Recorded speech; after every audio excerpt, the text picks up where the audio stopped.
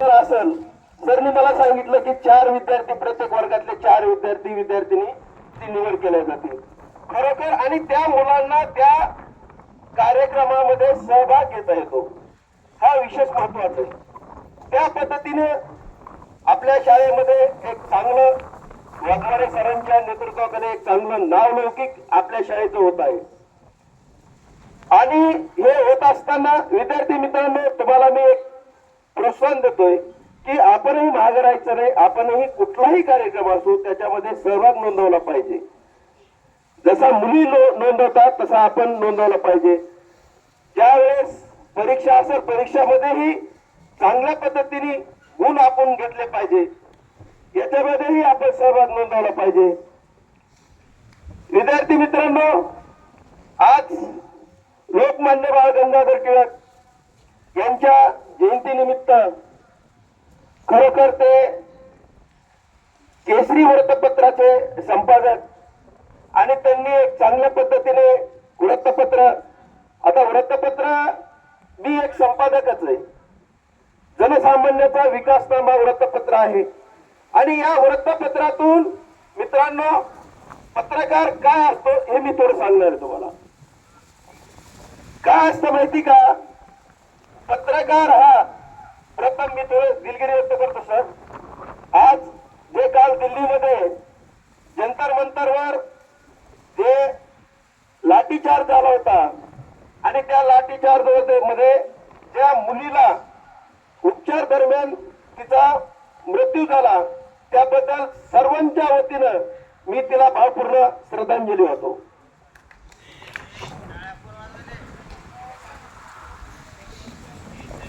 त्या मुलीनं एक आपल्या विद्यार्थ्यासाठी, भारतातील विद्यार्थ्यासाठी तिने तिचा जीव गमावला।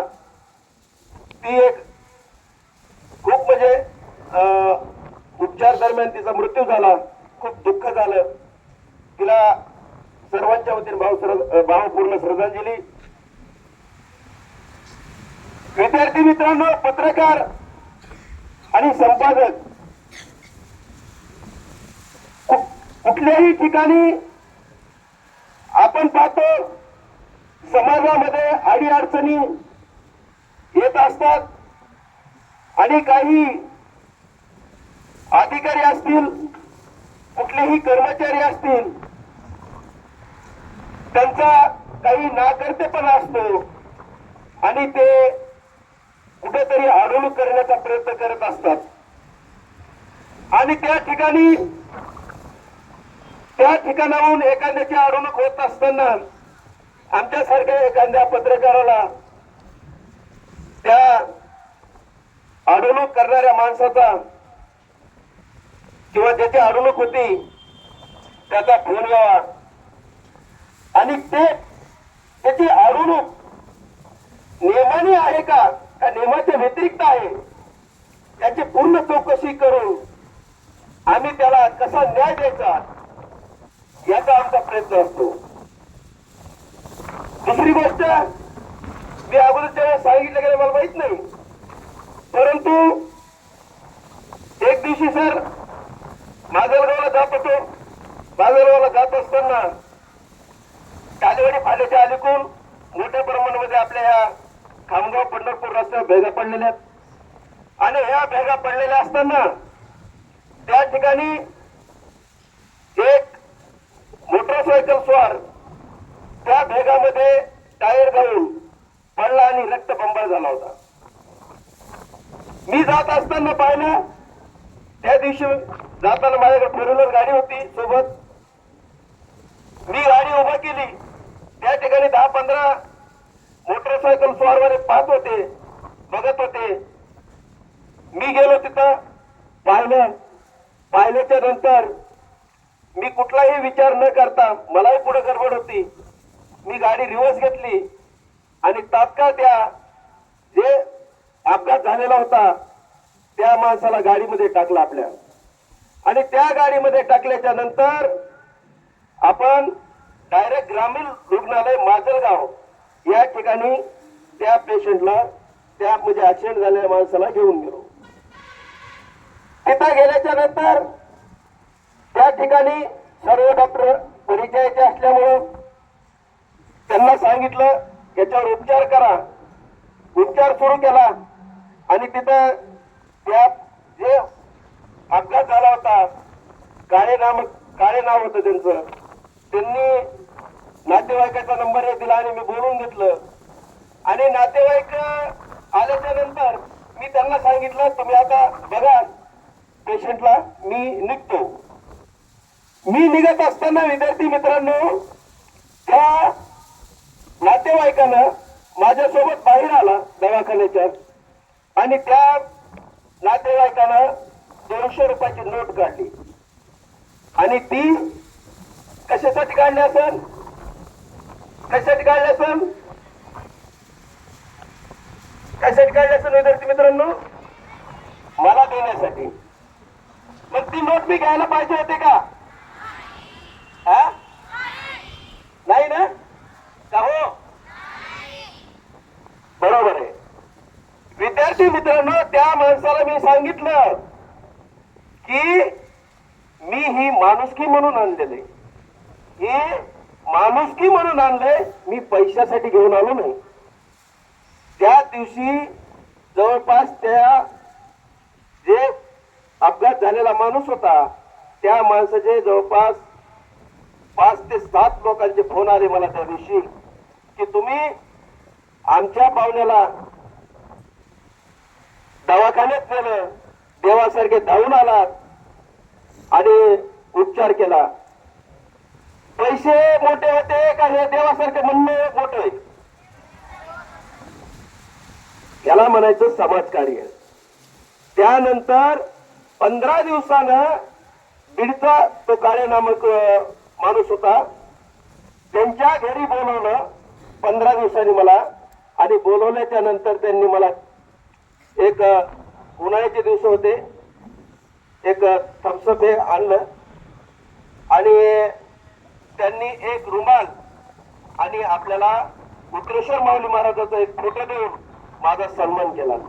तिथले वयोवृद्ध माणसं म्हणतात, अहो तुम्ही आमच्या मुलाला तुम्ही दवाखान्यात नेलं आणि देवासारखे धावून आलात, म्हणजे हे आनंद आहे त्या 200 रुपयाचा आनंद नव्हता, हे सांगायचंय मला.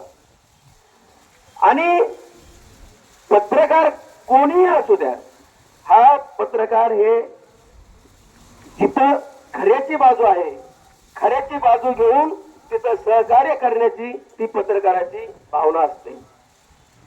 त्या ठिकाणी त्याला न्याय मिळाला पाहिजे ही पत्रकाराची भावना असते. तुमच्या शाळेमध्ये जे प्रथम द्वितीय तृतीय ज्या 10वी मध्ये आले त्यांचा सत्कार झालाय, त्यांचं अभिनंदन करतो. का करतो? की तुम्ही चांगले मार्क घेतलेत, तुमचं अभिनंदन झालं पाहिजे, तुमचं बी नावलौकिक झालं पाहिजे. आज महाराष्ट्रामध्ये म्हणा, भारतामध्ये म्हणा, प्रत्येकाला काय अनेक मंत्री आहेत, अनेक मोठे मोठे माणसं असतात, परंतु त्यांना प्रत्येकाला आपापल्याला मोठ्या पदावर आपलं नाव कसं जाईल याची प्रत्येकाला उत्सुकता लागलेली असते आणि ती प्रसिद्धीच्या माध्यमातून दिल्या जाते. आपण ज्या वेळेस काम करतो आणि तीही सांगतो की आपल्या या ठिकाणी कुठेही आणि कधीही काहीही अनुचित प्रकार एखादं काम आपलं होत नसेल तर बिनधास्त फोन करा, तुमचं काम 100% होईल.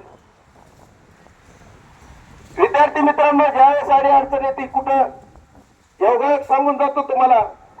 काय असतं माहिती का, मी एक जणाला व्हिजिटिंग कार्ड दिलं होतं.